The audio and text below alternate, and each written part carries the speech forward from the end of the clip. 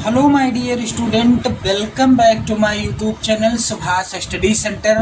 Class 10th के जितने भी मेरे प्यारे बच्चे 2027 बोर्ड एग्जाम में हिंदी विषय के पेपर में 70 में 70 लाना चाहते हैं, जी हाँ, जितने भी मेरे प्यारे बच्चे हिंदी के पेपर में 2027 बोर्ड एग्जाम में 70 में 70 अंक लाना चाहते हैं, आज का यह वीडियो उन सभी प्यारे बच्चों के लिए है जो 70 में 70 का टारगेट रखते हैं। जी हाँ, क्योंकि मैं लेकर के आ चुका हूँ आप सभी के लिए हिंदी विषय का एक ऐसा प्रतिदर्श मॉडल पेपर यानी प्रतिदर्श प्रश्न पत्र जो आपको 70 में 70 अंक दिलाने के लिए काफ़ी ज़्यादा हेल्पफुल रहेगा। तो चलिए ध्यान दें मेरे प्यारे बच्चों, पेपर का कोड है 801 BA। आपको बोर्ड परीक्षा में समय मिलेगा 3 घंटे 15 मिनट का। पेपर का पूर्णांक रहेगा 70 अंकों का। ध्यान रखना मेरे प्यारे बच्चों, आपका टारगेट 70 में 70 होना चाहिए, तभी आप 65 प्लस अंक ला पाओगे। चलिए ध्यान दें, निर्देश जो दिए रहेंगे उनका आपको पालन करना है। जैसे कि पहला निर्देश है कि प्रारंभ के 15 मिनट परीक्षार्थियों को प्रश्न पत्र पढ़ने के लिए निर्धारित हैं, यानी 15 मिनट आपको मिलेंगे प्रश्न पत्र पढ़ने के लिए और बाकी 3 घंटे का जो समय रहेगा ये पेपर को हल करने के लिए रहेगा। क्लियर, समझ में आ गया। चलिए अगला है, सभी प्रश्न अनिवार्य हैं। जितने भी प्रश्न हैं सभी प्रश्नों को करना अनिवार्य है। आपका पेपर यानी हिंदी विषय का जो पेपर होगा 2 खंडों में विभाजित रहेगा, खंड आ एवं खंड बा। अब देखो, खंड आ में 1 अंक के बहुविकल्पी प्रश्न रहेंगे और इन प्रश्नों का सही उत्तर आपको OMR उत्तर पत्रक पर नीले अथवा काले बाल पॉइंट कलम से सही विकल्प वाले गोले को पूर्ण रूप से काला कर चिन्हित करना है। ध्यान रखना, जो भी विकल्प सही होगा उसी के अनुसार आपको OMR शीट में, किसमें, OMR शीट में मेरे प्यारे बच्चों गोला काला करना होगा। क्लियर। अगला है, खंड आ के प्रत्येक प्रश्न का निर्देश पढ़कर केवल प्रदत्त OMR उत्तर पत्रक पर ही उत्तर दीजिएगा। OMR उत्तर पत्रक पर उत्तर देने के पश्चात उसे इस तरह से काटना नहीं है। जो भी आपने गोला भर दिया सो भर दिया, चाहे आपने गलत भरा है फिर भी आप उसको इस तरह से काट नहीं सकते। ना ही इरेजर और ना ही व्हाइटनर, इनका भी प्रयोग बिल्कुल नहीं करना है। इसलिए गोला काला करते समय आपको बहुत अच्छे से सावधानी बरतनी पड़ेगी। चलिए ध्यान दें मेरे प्यारे बच्चों, अगला निर्देश है और ये OMR बेस्ड जो प्रश्न हैं यानी खंड आ जो आएगा इसके लिए 1 घंटे का समय निर्धारित है। बाकी आप कितनी देर में कर लेते हैं ये आपके ऊपर है। क्लियर। चलिए ध्यान दें, प्रश्न के अंक उसके सम्मुख अंकित हैं। खंड बा में 50 अंक के वर्णनात्मक प्रश्न देखने को मिलेंगे और इन प्रश्नों का उत्तर आपको बोर्ड परीक्षा की कॉपी पर लिखना होगा। किस तरह से लिखना होगा आपके लिए मैं जल्द से जल्द वीडियो प्रोवाइड कराऊंगा, जिसमें मैं आपको बताऊंगा बोर्ड परीक्षा में आपको कॉपी कैसे लिखनी है। चलिए ध्यान दें, खंड बा में सभी प्रश्नों के उत्तर एक साथ ही करिएगा। प्रथम प्रश्न से आरंभ कीजिएगा और अंतिम प्रश्न तक करते जाइएगा। जिस प्रश्न का उत्तर आपको नहीं पता है उस प्रश्न के लिए आप अपना कीमती समय बिल्कुल भी नष्ट नहीं करेंगे। जी हाँ मेरे प्यारे बच्चों, जो आपका कीमती समय है उसको आप नष्ट नहीं करेंगे। चलिए इसके बाद आप देखेंगे खंड आ। तो आपने यदि इस वायरल मॉडल पेपर यानी इस प्रतिदर्श प्रश्न पत्र के सभी प्रश्नों को तैयार कर लिया तो आप बहुत अच्छा स्कोर करेंगे हिंदी विषय के पेपर में 2027 बोर्ड परीक्षा में। जी हाँ मेरे प्यारे बच्चों, क्योंकि इस मॉडल पेपर में सभी रिपीटेड प्रश्न हैं जो कई बार बोर्ड परीक्षा में पूछे जा चुके हैं। चलिए पहला प्रश्न मेरे प्यारे बच्चों है, बहुत ही ज्यादा बार आया हुआ प्रश्न है। ये कह रहा है, सेवा सदन उपन्यास के लेखक कौन हैं? क्या जैनेन्द्र कुमार हैं या मुंशी प्रेमचंद हैं, यशपाल जी हैं या जयशंकर प्रसाद जी हैं? तो सेवा सदन आप लोग याद कर लेना। गोदान, गबन, सेवा सदन, सेवा सदन, निर्मला, रंगभूमि और मेरे प्यारे बच्चों कर्म भूमि। ये कुछ प्रमुख उपन्यास हैं। ये सभी रचनाएं उपन्यास विधा पर आधारित हैं और ये सभी रचनाएं किसके द्वारा लिखी गई हैं? तो बी वाला ऑप्शन सही होगा, मुंशी प्रेमचंद जी के द्वारा। और ये क्या हैं? एक प्रसिद्ध क्या हैं? उपन्यासकार हैं। ये भी आप लोग याद कर लेना, मुंशी प्रेमचंद जी बहुत ही प्रसिद्ध उपन्यासकार हैं। चलिए यहाँ पर दूसरा प्रश्न है, बादल की मृत्यु किसकी रचना है? बादल की मृत्यु किसकी रचना है? तो मेरे प्यारे बच्चों, बादल की मृत्यु ये रचना किसके द्वारा लिखी गई है? यहाँ पर ध्यान दें आप सभी लोग। क्या यहाँ पर राइट आंसर होगा उपेंद्रनाथ अश्क, या फिर राम कुमार वर्मा, या मेरे प्यारे बच्चों जयशंकर प्रसाद की रचना है, या फिर भारतेंदु हरिश्चंद्र जी की रचना है? तो बादल की मृत्यु जो है ये रचना है राम कुमार वर्मा जी की। यहाँ पर बी वाला ऑप्शन सही होगा। एक रचना इनकी याद कर लेना, दीपदान। दीपदान जो कि राम कुमार वर्मा जी की प्रसिद्ध एकांकी है, जिसे आपने कक्षा 9 में पढ़ा होगा। चलिए अगला प्रश्न है, महके आंगन चहके द्वार के रचयिता कौन हैं? महके आंगन चहके द्वार के रचयिता कौन हैं? तो यहाँ पर आप लोगों का ऑप्शन सही होगा बी वाला, कन्हैया लाल मिश्र। यहाँ पर होगा प्रभाकर। प्रभाकर, कन्हैया लाल मिश्र प्रभाकर जी के द्वारा लिखी गई रचना है महके आंगन चहके द्वार। अगला प्रश्न मेरे प्यारे बच्चों है, शुक्लोत्तर युगीन लेखक हैं। इनमें से कौन शुक्लोत्तर युग के लेखक हैं? तो यहाँ पर राइट आंसर होगा यहाँ पर डी वाला ऑप्शन, डॉक्टर हजारी प्रसाद द्विवेदी जी शुक्लोत्तर युग के लेखक हैं। पांचवा प्रश्न है, हरिवंश राय बच्चन द्वारा लिखी आत्मकथा के 4 भागों में सम्मिलित नहीं है। तो यहाँ पर ध्यान दें आप सभी लोग, हरिवंश राय बच्चन जी के द्वारा लिखी आत्मकथा के जो 4 भाग हैं उनमें से कौन सम्मिलित नहीं है? तो यहाँ पर इस प्रश्न का उत्तर क्या होगा मेरे प्यारे बच्चों? आप लोग ध्यान दें, बसेरे से दूर ये हरिवंश राय जी की आत्मकथा के अंतर्गत आती है रचना, और नीड़ का निर्माण फिर ये भी आती है, क्या भूलूं क्या याद करूं ये भी रचना है। लेकिन यहाँ पर मेरी आत्मकथा ये हरिवंश राय बच्चन जी की आत्मकथा नहीं है। क्लियर? तो यहाँ पर राइट आंसर क्या होगा? सी वाला ऑप्शन सही होगा। अगला प्रश्न मेरे प्यारे बच्चों, छठा प्रश्न है, कवि भूषण की रचना नहीं है। इनमें से कौन सी रचना महाकवि भूषण की नहीं है? तो यहाँ पर राइट आंसर क्या हो जाएगा? आप लोग ध्यान दें, शिवा बावनी महाकवि भूषण की रचना है, शिवराज भूषण भी महाकवि भूषण जी की रचना है, और छत्रसाल दशक भी भूषण जी की रचना है। रामचंद्रिका जो है ये किसकी रचना है? आप लोग याद कर लेना, नोट कर लीजिएगा, केशव दास जी की रचना है। तो मेरे प्यारे बच्चों 2027 बोर्ड एग्जाम की दृष्टि से ये जो वायरल मॉडल पेपर है इसके सभी प्रश्नों को आपको तैयार कर लेना है। चलिए अगला प्रश्न है, 7वां, रीतिकाल के कवि हैं। इनमें से रीतिकाल के कवि कौन हैं? तो आप सभी जानते हैं, यहाँ पर डी वाला ऑप्शन सही होगा, मतिराम। ये रीतिकाल के कवि हैं। इनकी रचना आप लोग याद कर लेना, ललित ललाम। ललित ललाम किसकी रचना है? मतिराम जी की रचना है। तार सप्तक में कितने कवियों की रचनाएं संकलित हैं? तो मेरे प्यारे बच्चों सबसे पहले आप जान लो, तार सप्तक का संपादन अज्ञे जी ने किया था।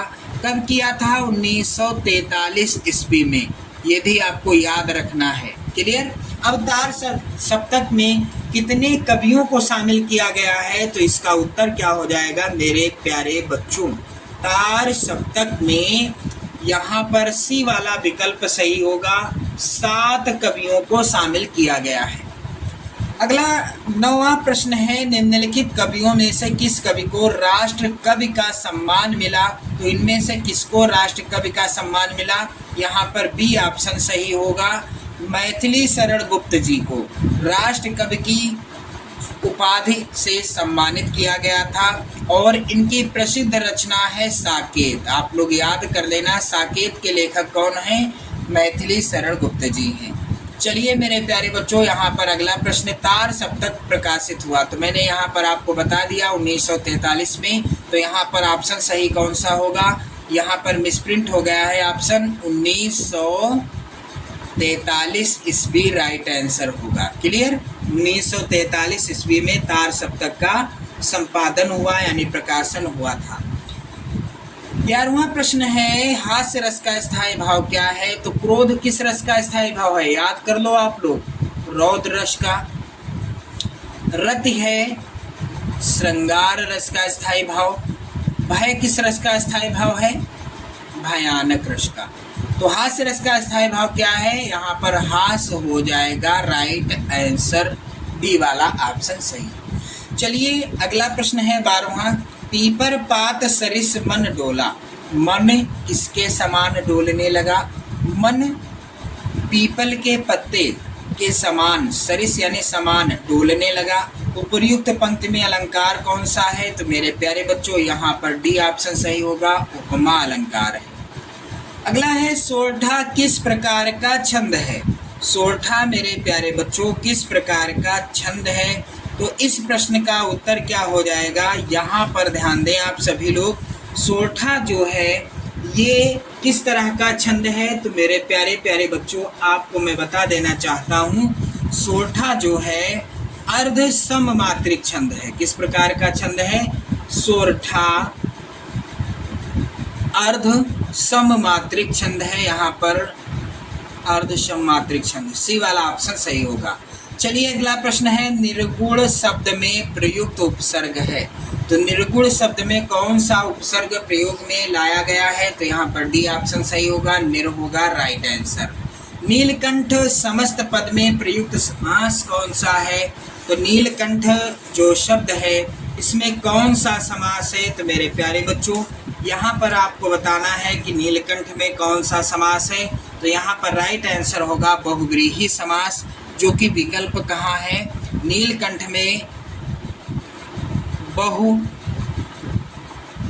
समास है, विकल्प मिसप्रिंट है मेरे प्यारे बच्चों, राइट आंसर बहुव्रीहि समास होगा। अगला है, खेत का तत्सम रूप क्या है? तो खेत का तत्सम रूप क्या हो जाएगा? क्षेत्र हो जाएगा। युष्मद यानी तुम सर्वनाम शब्द का तृतीया एक वचन का रूप क्या होगा? तो यहाँ पर राइट आंसर होगा मेरे प्यारे बच्चों, तृतीया एक वचन का रूप पूछा जा रहा है, द्वया हो जाएगा। यहाँ पर बी वाला ऑप्शन सही होगा। चलिए अगला प्रश्न है, अर्थ के आधार पर वाक्य के भेद होते हैं। तो अर्थ के आधार पर वाक्य कितने प्रकार के होते हैं?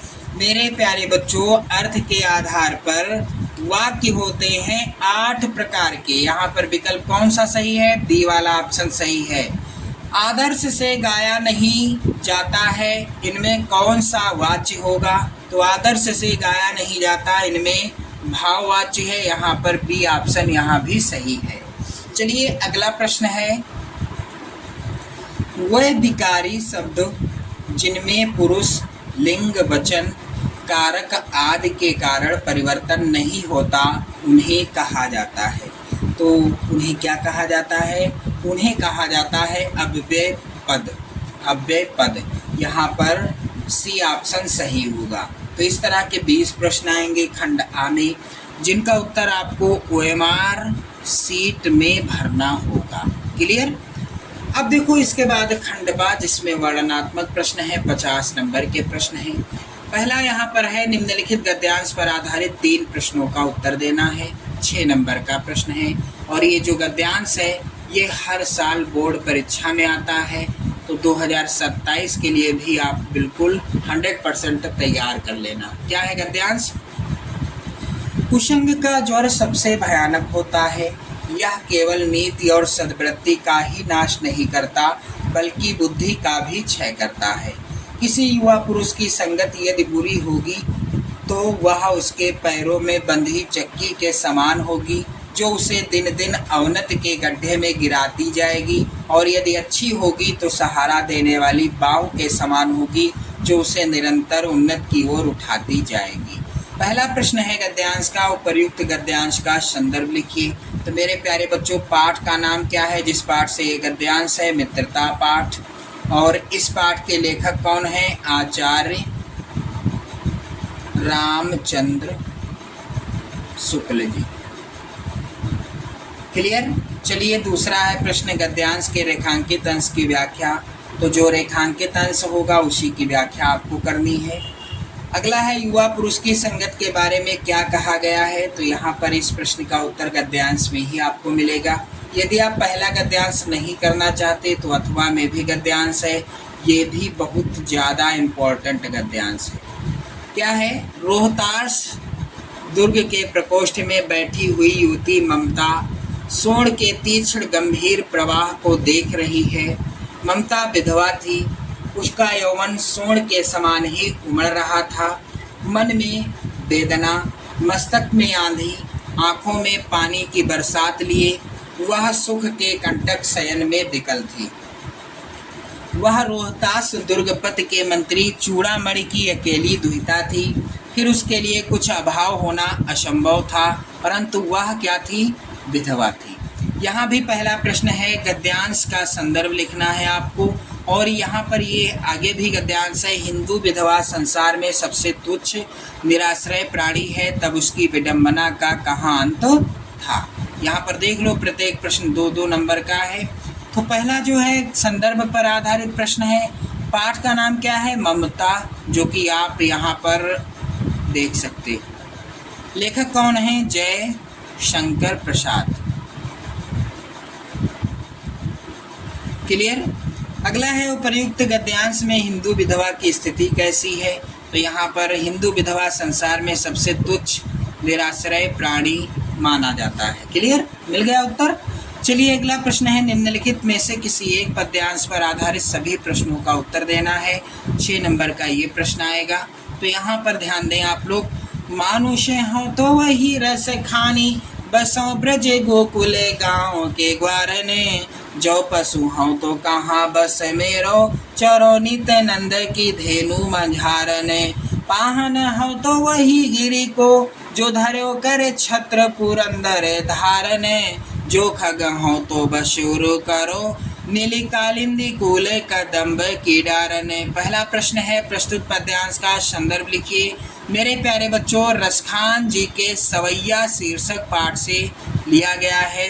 पाठ का नाम क्या है मेरे प्यारे बच्चों? यहाँ पर आप लोग ध्यान दीजिएगा, सवैये। और रचनाकार कौन है? रसखान जी हैं। दूसरा प्रश्न है, रेखांकित अंश की व्याख्या करना है आपको। और इस पद में कालिंदी कुल तथा पाहन क्या है, इसका भी उत्तर आपको बताना है। अथवा में भी बहुत ज़्यादा इम्पोर्टेंट पद्यांश है, 2027 बोर्ड परीक्षा के लिए जरूर तैयार कर लेना आप लोग। चाह नहीं मैं सुरबाला के गहनों में गूंथा जाऊं, चाह नहीं प्रेमी माला में बिन प्यारी को ललचाऊं, चाह नहीं सम्राटों के सौ पर है हरि डाला जाऊं, चाह नहीं देवों के सिर पर चढ़ूं भाग्य पर इठलाऊं, मुझे तोड़ लेना बनमाली उस पथ में देना तुम फेंक, मातृभूमि पर शीश चढ़ाने जिस पर जावे वीर अनेक, मातृभूमि पर शीश चढ़ाने जिस पर जावे वीर अनेक। यहाँ भी पहला प्रश्न है, प्रस्तुत पद्यांश का संदर्भ लिखिए। तो मेरे प्यारे बच्चों, पुष्प की अभिलाषा जिस कविता से ये पद्यांश है, यहाँ पर ध्यान दें, पुष्प की अभिलाषा। लेखक कौन है? रचनाकार माखनलाल चतुर्वेदी।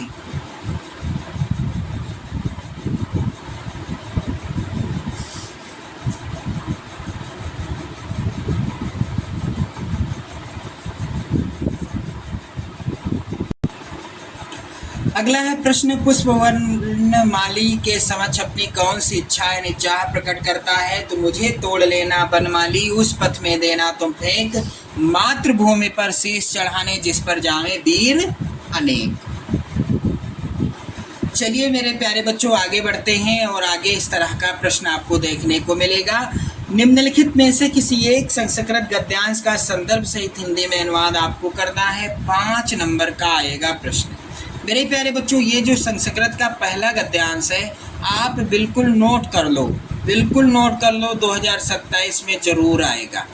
इयम नगरी विविध धर्माणाम संगम स्थली, यहाँ पर ध्यान दें। पाठ का नाम क्या है जिस पाठ से ये लिया गया है? वाराणसी। और इस पाठ से संबंधित नोट्स बनाने के लिए आप चैनल पर जाओ, वहाँ पर क्रमशः वीडियो आपको देखने को मिलेंगे प्लेलिस्ट में। चलिए अथवा में जो गद्यांश है ये भी बहुत ज़्यादा इम्पोर्टेंट है। अस्माकं संस्कृति सदा गतिशीला वर्तते। तो मेरे प्यारे बच्चों ये जो है यहाँ पर ये गद्यांश है भारतीय संस्कृति शीर्षक पाठ से। क्लियर? यहाँ पर अगला प्रश्न है, चौथा प्रश्न, दिए गए संस्कृत पद्यांश में से किसी एक का संदर्भ सहित हिंदी में अनुवाद करना है। 5 नंबर का ये भी प्रश्न आएगा। तो यहाँ पर जो है ये बहुत ज़्यादा इम्पोर्टेंट है। अपदो दूरगामी चा साक्षरो नाचा पंडिता, अमुखा स्फुट वक्ता चा योजानाथ सा पंडिता। किस पाठ से है? प्रबुद्धो ग्रामीणा शीर्षक पाठ से। क्लियर मेरे प्यारे बच्चों? और अथवा में है, बंधनम मरणम वापि जयो वापि पराजया, उभयत्र शमो वीरा वीरभावो ही वीरता। तो वीरा वीरेण पूजते शीर्षक पाठ से है। क्लियर? इसके बाद अगला है यहाँ पर, अपने पठित खंड काव्य के आधार पर निम्नलिखित प्रश्नों में से किसी एक का आपको उत्तर देना है। 3 नंबर का प्रश्न आएगा। तो जो भी खंड काव्य आपके जिले के लिए निर्धारित है उस खंड काव्य के किसी एक प्रश्न का उत्तर आपको देना है। क्लियर? समझ में आ गया? चलिए आगे ध्यान दें आप लोग। अगला है प्रश्न 6 का, दिए गए लेखकों में से किसी एक का जीवन परिचय और उनकी प्रमुख रचना का नाम। 5 नंबर का प्रश्न आएगा। तो आचार्य रामचंद्र शुक्ल, रामधारी सिंह दिनकर और पद्मलाल पुन्नालाल बख्शी सबसे ज़्यादा इम्पोर्टेंट जीवन परिचय हैं, जरूर तैयार कर लेना। अगला है, दिए गए कवियों में से किसी एक कवि का जीवन परिचय आपको लिखना है और उनकी प्रमुख रचना का नाम लिखना है। 5 नंबर का ये भी प्रश्न आएगा।